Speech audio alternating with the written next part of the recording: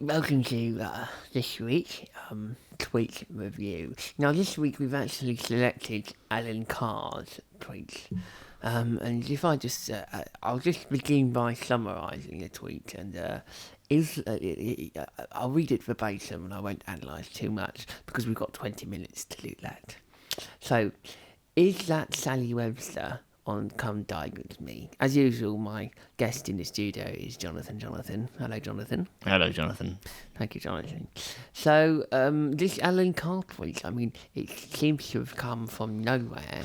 Well, it has come from nowhere because, this is Alan Carr we're talking about. The car by name, car by nature. It came from nowhere in a car. Just around the corner. I mean, you're quite right in the way that, Alan, car by name, car by nature, and also Alan by name, anal by nature. Indeed. And he's come out of the blue like a Ford Focus falling out of the sky, and he's just landed on us. And I mean, is that Sally Webster on Come Dine With Me? I mean, it's flabbergasting, isn't it? And has he capitalised the I of is, or is that a small letter? Well, it's a good point you point out, actually, Jonathan, because you might expect it to be capitalised, but when you actually read it, you see that it is capitalised. So he's almost reacting to what society is asking from him. There's a social element in that. He is Alan Carr. He has a car. It's just a symbol of his status in society. Well, you're quite right, Johnson. But ironically, he can't actually drive. But he has a car. Well, I mean, we presume so. We could due to his name. That's a different debate.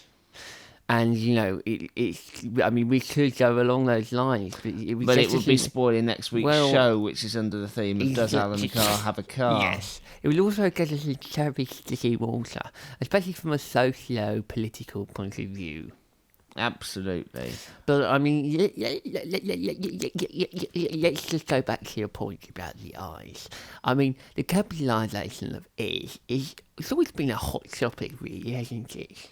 It has, and I think particularly with eyes, because we all know that Alan Carr is very famous for his glasses, which, if it had been a small letter, we could presume that he was making a comment about how his eyes don't really work. Yes. I think you could be right on that one. But instead, maybe he's making up for the fact that his eyes don't work by making sure that his capital eyes do work. Yes, I think it's a very good point, actually. It's a capital idea. And, he's gone, is that. I mean, it's sort of like he's sort of seeing himself from a foreign perspective. He's saying, is that. It's like, he could have gone, is it. He could. Do you see? He's made a very conscious choice. I see, yeah. Unlike him, because he wears glasses. Well, exactly. He's made a conscious choice to use the word that, and I can only assume that's because of the alliteration of tea. Oh, yes, of course. Because he likes tea. He does like tea, and he likes 2 cups. And if he says is it, he only gets 1 tea. And he likes 2 teas. He likes 2 teas. Famous for it. Absolutely. Very famous. He was on the show once, wasn't he? Yes, had 2 indeed. teas. He has 2 cups of tea. I remember very well. I said to him, Alan, do you want a cup of tea? And he said, oh, can I have 2, please? So I actually gave him 2 cups of tea instead. And also, I think, just dwelling on that for a moment, he did miss the opportunity to say, oh, you can give me one, or, there was an opportunity there to make that joke, which he decided would be demeaning to his sexuality. Well, I think in recent years, he's really succumbed to pressure to avoid that kind of, let's call it a moribundisation of his form. Absolutely. I think that's what's gone on. I mean, because in previous times, I'm sure he would have give it one. And I think that he's learned how not to go too far. Because, in fact, if he said it would have been 3 keys. And 3 keys is perhaps perhaps going a bit too far. Yeah, I would agree. Now, next is a name. It's a Yes. name. It's a name, yes. It's definitely a name. I mean, it's almost like, it does remind me of this when we had Will Self on here not so long ago, and he was talking about psychogeography, and this name, Sally Webster, very much reminds me of the Spaghetti Junction outside Birmingham New Street. Absolutely. I mean, it's the loops, isn't it? It's the loops. And also it's the way that, in a strange sense, Sally Webster is almost like a feeling of traffic whizzing round your mind, sending you in a spin. Maybe you're not really sure what's going on. And I think that's a deliberate action by Alan Carr to make this. I would agree. I think, Jonathan, there's also, we can't ignore it. He's on the web using social media, and he's used the word web in there. So it sort of brings it full circle, much like Spaghetti Junction. Well, that's indeed. And just to also remind everybody that W, which is the first letter of the web, now, he didn't use 3 keys, and by not using 3 keys, he's alluding to the number 3. Now, the first letter of Webster is W, and www, if we combine the 3 W's, actually, it's the beginning of a web address, World Wide Web.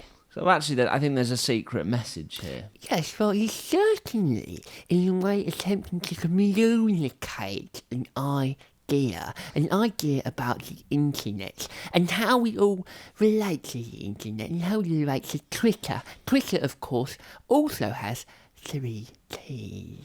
And if we move on to the W.